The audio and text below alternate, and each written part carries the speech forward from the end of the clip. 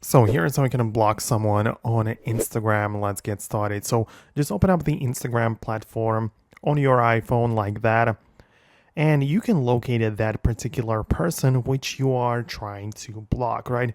So you can go to the search or just type that in, whatever.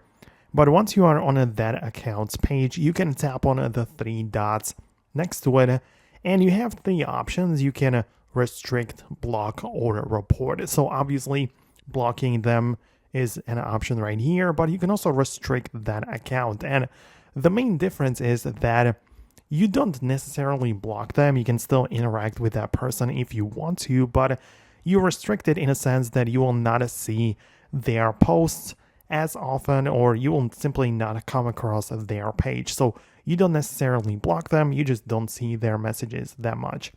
But yeah, the blocking option is right there.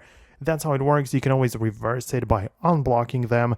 So yeah, it's pretty simple. Let me know if it worked for you. Most definitely subscribe, and I'll catch you later in the next videos.